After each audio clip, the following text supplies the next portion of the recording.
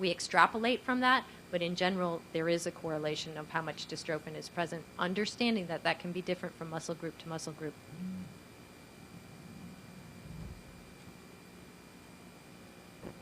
I'm John, and I was diagnosed at Northwestern in the early 70s, and I've been basically dealing with a lot of therapy independently on my own for the past 45 years. And I've seen, I don't know if you know Dr. Vick. His name's Dr. Vick from Northwestern. And then I've since seen Dr. McNally.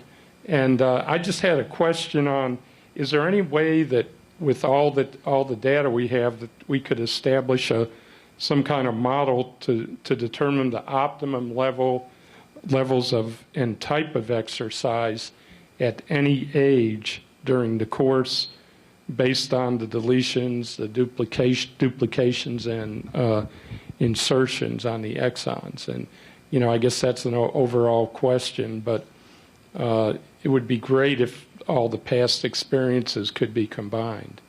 And whoever wants to answer that. Thank you. Okay, well, I'm going to tell you the first thing, which is that the first level of exercise that's most important is range of motion exercise. You need to make sure that shoulders, hips, knees, elbows are getting full range of motion every day. I'm going to include chest wall with that if you saw the ambu bag or the cough assist. And that's passive range of motion exercise, but is important to keep you from getting contractures and pain. And we would recommend that for everybody at every disease state. And then on top of that, in terms of what's the benefit to doing other exercises, I don't think we have the data on that regardless of your genotype. But we know that the heart likes cardiovascular fitness, so we will say that. And it's a great question, and hopefully, again, as we put groups together, we'll be able to come up with what are really personalized recommendations for exercise. I will say swimming remains a great exercise, and most of you guys know if you can get time in the pool, that's a good thing. Good for all your muscle groups, good for movement, so a great exercise form. Another question from online. This is for Pat and Jean. Do you have suggestions for types of equipment that you would recommend for somebody who has instability and is worried about being in crowds or around small children or animals because they're afraid of falling?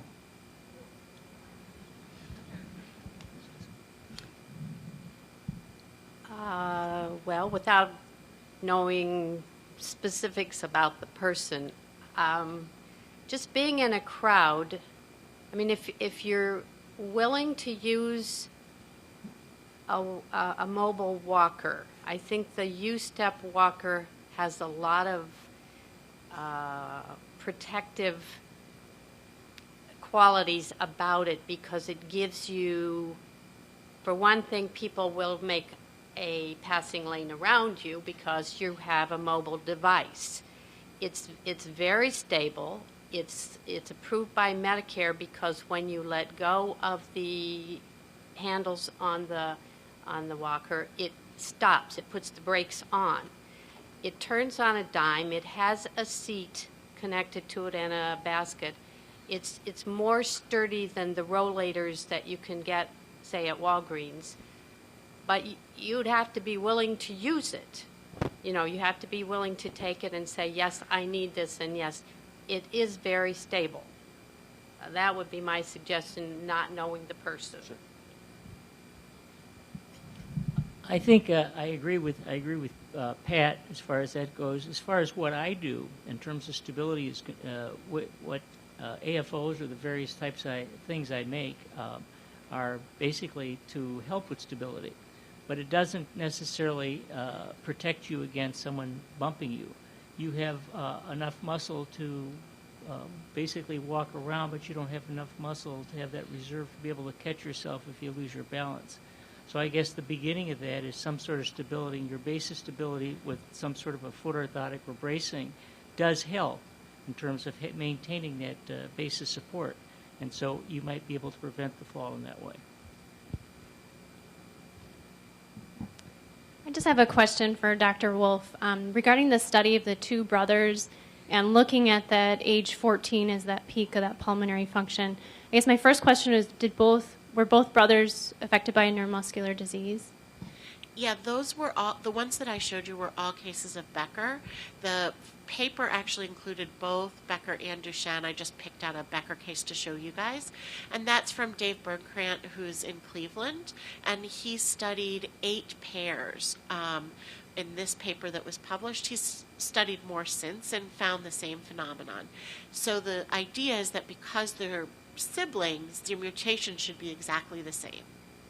So I guess with them being the same kind of disease, was there any other generalizations made from that? Like one brother was more active in those first 14 years versus the other, and what does that say to cardio for young patients of BMD? Yeah, I wish I could tell you that they had specific factors that predicted which brothers were going to have better lung function, but they haven't been able to publish specific factors.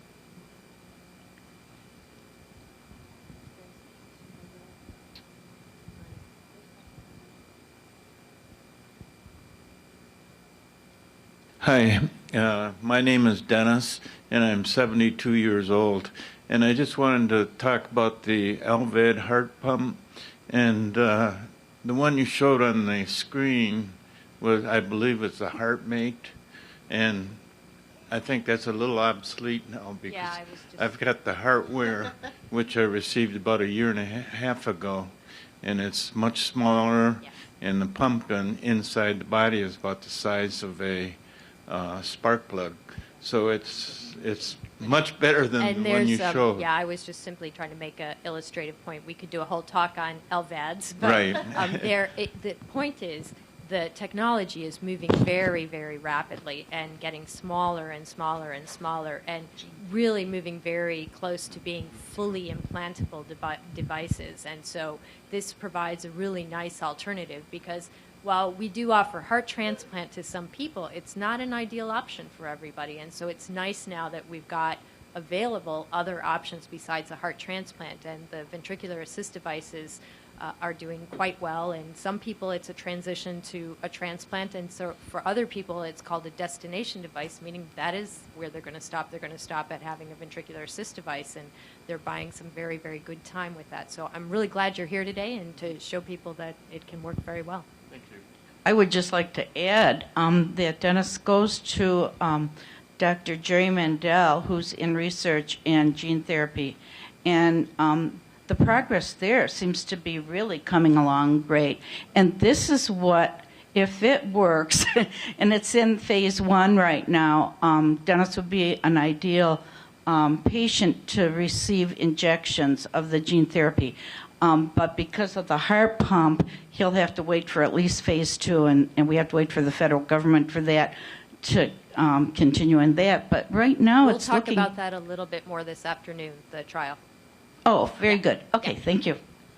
And maybe we'll take one more question, and then we could easily do questions all day, which is why we tried to build as much time as we could. And we have almost an hour and a half built in for lunch, hour and 15 minutes now.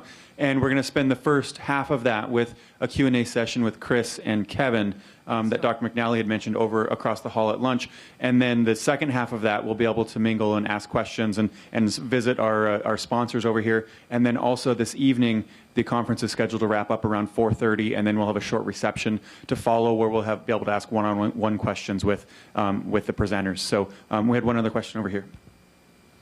This is for Dr. McNally. When you said find a doctor that's educated with Becker's muscular dystrophy, good luck with that. That's the first thing. The second, because it seems like we're educating them, and I'm just wondering, is there any way that you can provide, or the staff of somehow, to be able to, when you are going to go get an echo, or you're going to sit with them and talk to them about what you do have, if we had ammunition in our hands, a small document that says, hey, here's what we got, here's what we've been discovered, this is why this has been successful in this rate, because otherwise, your time with them is so short as it is, you barely get a moment to get in with the doctor. And my second, just a question is, when you do the injection fraction, that's a calculated amount, right? What's the percentage of precision in that? Both good questions. So, yeah, first of all, there are some publications that are some good guidelines about what's recommended for care.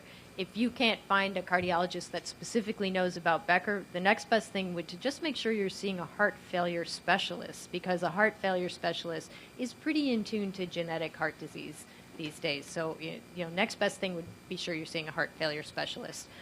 And the ejection fraction question, it does vary. And the interesting thing is some of that variability is the measurement, because it can be difficult to get good windows on a chest, and maybe you can't acquire the data as nicely as you might like it to be. And the other thing is that the measurements can vary a little, but it also probably does vary a little bit from day to day. So there's probably actual biologic variability in those measurements. So we always look at trends over time. So if you have it every year, you can make a graph of what your ejection fraction is doing, and that's a pretty reasonable thing to do. I would probably say it's a couple of percent, but yeah, 2 to 3% probably in that range.